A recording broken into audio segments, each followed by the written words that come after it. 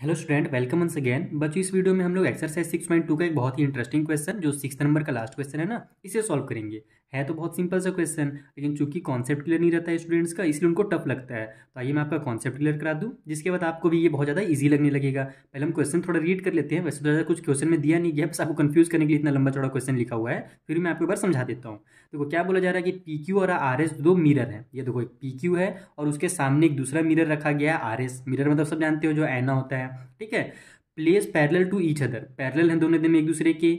N incident ray A B strike the mirror P Q at B. यानी क्या होता है कि ए बी नाम का एक रे आता है, ठीक है। एक रे यानी कि आप कह सकते हो नॉर्मल लाइट आता है, ठीक। तो लाइट जो है वो आकर के यहाँ पर बी में टच होता है, यानी कि जो हमारा पी क्यू हमारा जो मिरर था ना, उसमें पॉइंट बी में आकर के ऐसे टच हुआ ये।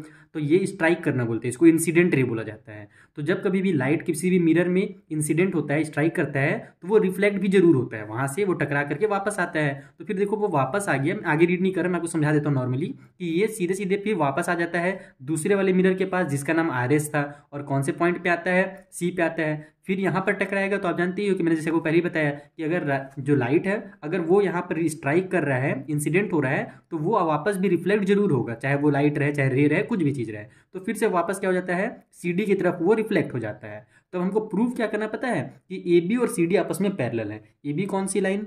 ये वाली लाइन। सी डी कौन सी लाइन? ये वाली लाइन।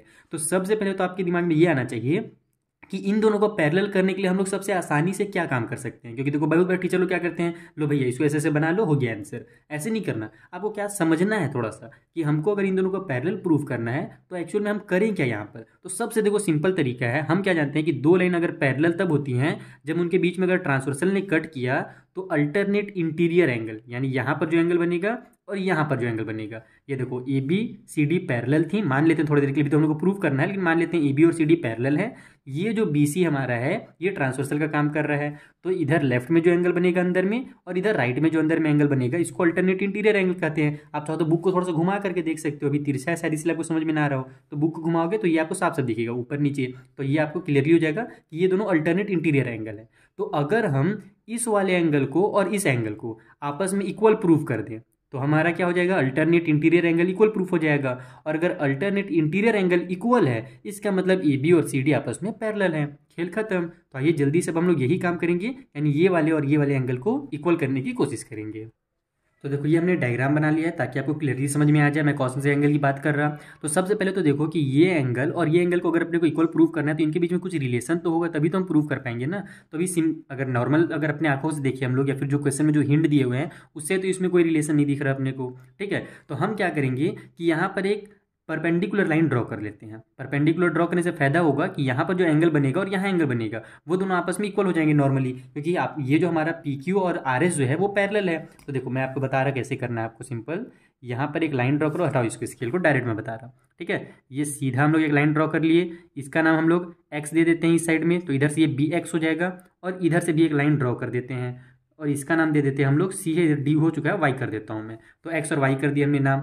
तो क्या हो जाएगा अब इसमें से, यानी इसको ड्रॉ करने से फायदा क्या हुआ कि ये दोनों लाइन भी आपस में हो गई पैरेलल। क्यों पैरेलल हो गई? क्योंकि अगर ये पैरेलल है और ये दोनों आपस में परपेंडिकुलर है, यानी जो बी एक्स है वो पी क्यू में परपेंडिकुलर है और सी वाई आर एस में परपेंडिकुलर है। तो अगर दो पैरेलल लाइन में परपेंडिकुलर लाइंस आपस में हो जाती है ना, तो ये दोनों भी आपस में क्या होती हैं, पैरेलल हो जाती हैं। ये हमारा मैथ का थ्योरम है नॉर्मल। तो यहाँ पर आप लिखोगे कि ड्रॉ, हमने सबसे पहले क्या किया, ड्रॉ किया बी एक्स, और ये जो बी एक्स है वो क्या है, तो वो परपेंडिकुलर है पी क्यू पे। और उसी तरीके से हमने नीचे में ड्रॉ किया सी वाई, जो कि परपेंडिकुलर है किस पे, तो आर एस पे। इसलिए हमारा जैसे करोगे आप, इसलिए ये जो बी एक्स होगा, ठीक है, ये भी क्या हो जाएगा, पैरेलल हो जाएगा हमारा ये सी वाई के, यानी जो हमने अभी लाइन ड्रॉ की है ना, ये दोनों भी आपस में पैरेलल हो जाएंगी। अब चूंकि ये पैरेलल हो गया है तो यहाँ पर जो एंगल बने होंगे ना वो भी बहुत सारे इक्वल हो गए होंगे, अल्टरनेट इंटीरियर एंगल खास करके। जैसे देखो यहाँ पर जो एंगल बना हुआ है ना, इसको मैं एंगल नंबर 1 नाम दे देता हूँ, इधर वाले को एंगल नंबर 2 दे देता हूँ, यहाँ पर जो बना है उसको 3 दे देता हूँ, और इस साइड जो छोटा एंगल बना है उसको 4 दे देता हूँ। समझ में आया ना? जो पहले बड़ा एंगल था वो 4 पार्टों में डिवाइड हो गया, यानी दो एंगल जो थे वो अब 4 पार्ट में हो गए हैं।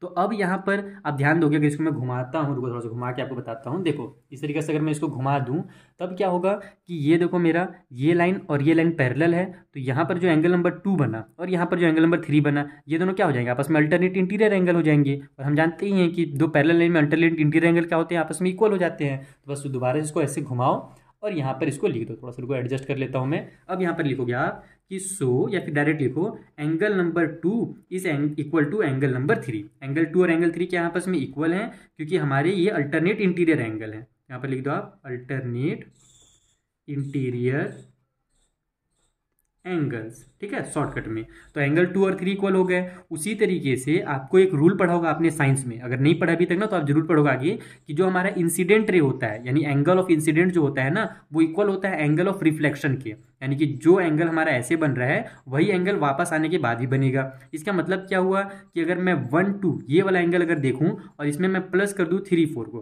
पहले तो आपको ये क्लियर होना चाहिए। देखो कि हमारा इंसिडेंट रे कौन सा जा रहा है, ये वाला जा रहा है। ये जो एंगल नंबर 1 है ना, ये इंसिडेंट कहलाएगा, और एंगल नंबर जो 2 है वो रिफ्लेक्शन वाला रे है। बीच में एक सीधी लाइन हमने इसीलिए बनाया था ताकि ये 1 और 2 आपस में क्या हो सके, इक्वल प्रूफ हो सके।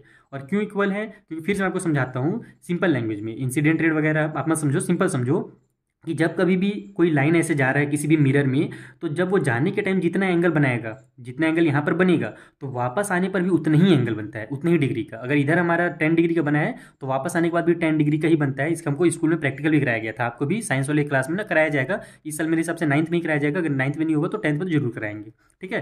तो वैसे 9th में ही मेरे हिसाब जहाँ यहाँ तक मुझे याद है। तो यहाँ पर आप लिखोगे कि एंगल नंबर जो 1 है वो इक्वल है एंगल नंबर 2 के, एंड एंगल जो 3 है वो इक्वल है एंगल नंबर 4 के, क्योंकि इधर भी वही चीज़ हो रहा है। यहाँ पर से आ रहा है तो एंगल 3 इंसिडेंट रे हो जाएगा, और इधर से जा रहा है तो एंगल नंबर जो 4 है हमारा वो रिफ्लेक्शन वाला रे हो जाएगा, नहीं रिफ्लेक्शन वाला एंगल हो जाएगा। तो ये दोनों भी आपस में इक्वल हो जाएंगे। अब इक्वल हो गए हैं, लेकिन इसको आपको बताना पड़ेगा कि कैसे इक्वल किया आपने। तो यहाँ पर लिख दो वही थियरम को जो हमने साइंस में पढ़ा है, कि एंगल ऑफ इंसिडेंट, ठीक है, इंसिडेंट, या फिर स्ट्राइक भी बोलते हैं इसी को, इंसिडेंट स्ट्राइक एक ही होता है, ज़्यादातर इंसिडेंट यूज किया जाता है। तो angle of incident is equal to angle, ओहो शॉर्टकट में एंगल लिख दिया गलती से, रुको, एंगल ऑफ रिफ्लेक्शन। क्लियर है ये चीज़, रिफ्लेक्शन, सही है ना। स्पेलिंग देख लेना भाई, मैं जब हड़बड़ी में बनाता हूँ तो बहुत सारा गलत हो जाता है। तो हमारा जो एंगल इंसिडेंट होगा वो इक्वल हो जाएगा रिफ्लेक्शन वाले एंगल के, इसीलिए मेरा 1 और 2 भी इक्वल है और 3 और 4 भी इक्वल है। इसका मतलब क्या हुआ कि अगर मैं 1 और 2 में प्लस करूँ, ठीक है, यानी कि 1 और 2 को अगर मैं प्लस करूंगा तो ये इक्वल हो जाएगा हमारा एंगल नंबर 3 और एंगल नंबर 4 के, क्योंकि हमने पहले ही देखा था कि 2 और 3 भी आपस में क्या थे, इक्वल थे। तो अगर मैं 2 में 1 को प्लस कर दूं और 3 में 4 को प्लस कर दूं, क्योंकि सभी आपस में आप क्या है, आपस में इक्वल है। अगर 1 और 2 इक्वल है और 3 और 4 इक्वल है, और जैसे कि हमने पहले ही देखा था कि 2 और 3 भी आपस में इक्वल है, तो ये चारों के चारों एंगल जो होंगे आपस में इक्वल हो जाएंगे। इसको आप लिखना चाहते हो यहाँ पर लिख भी सकते हो कि also angle 1 is equal to angle number 2, और एंगल 2 इक्वल है एंगल नंबर 3 के, और 3 इक्वल है एंगल नंबर 4 के। क्योंकि 2 और 3 इक्वल थे इसलिए चारों एंगल क्या हो जाएंगे, आपस में इक्वल प्रूफ हो जाएंगे। तो अगर हम लोग 2 में 1 को प्लस कर दें और 3 में 4 को प्लस कर दें तो दोनों आपस में इक्वल ही रहेंगे। तो बस यहाँ पर देखो हमारा 1 2 कौन सा एंगल हो गया, ये वाला एंगल जिसको हमने शुरू में बताया था आपको, कि जिसको अपने को क्या करना है, अल्टरनेट इंटीरियर एंगल प्रूव करना है।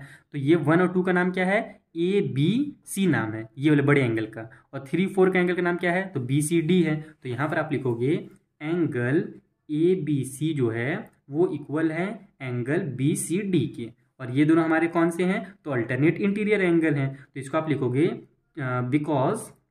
Because angle A B C and angle B C D are alternate interior angles, ठीक है, अल्टरनेट इंटीरियर एंगल्स, ये दो हमारे अल्टरनेट इंटीरियर एंगल्स हैं। इसलिए हमारा जो लाइन ए बी बनेगा वो पैरेलल हो जाएगा सी डी के, जैसे कि मैंने आपको शुरू में ही समझाया था कि अगर अंदर वाले जो ये एंगल बना और ये एंगल बना जो कि अल्टरनेट इंटीरियर एंगल है, अगर ये आपस में इक्वल हो जाएंगे तो ए बी और सी डी भी क्या हो जाएगा, आपस में पैरेलल प्रूफ हो जाएगा। बस खत्म खेल। तो इसी तरीके से आपको इसको प्रूफ करना है, यानी कि सबसे पहले आपके दिमाग में ये आना चाहिए क्वेश्चन को देखने के बाद कि आपको जो प्रूफ करने के लिए बोला गया है ना, उसको एक्चुअल में हम लोग प्रूफ करते कैसे हैं। तो आपको वो समझ में आ जाएगा तो आप आसानी से इसको सॉल्व कर सकते हो। और ये वाला आपको थोड़ा सा ड्रॉ इसीलिए करना पड़ा ताकि हमको ये 2 और 3 जो है ना आपस में इक्वल मिल सके, क्योंकि जो हिंट दिया हुआ था उसके अकॉर्डिंग हमारे पास ये इक्वल नहीं हो रहा था, इसलिए अपने को अलग से ड्रॉ करना पड़ा। ठीक है, तो यहाँ पर हमारा ये जो क्वेश्चन नंबर 6 है ये भी कंप्लीट होता है। आई होप वो आपको बहुत अच्छे समझ में आ गया होगा। मिलेंगे हम लोग अब नेक्स्ट वाले वीडियो में, यहाँ पर आगे क्वेश्चंस को भी मैं आपको इसी तरीके से एकदम सिंपल मेथड में समझा दूंगा। Thank you for watching.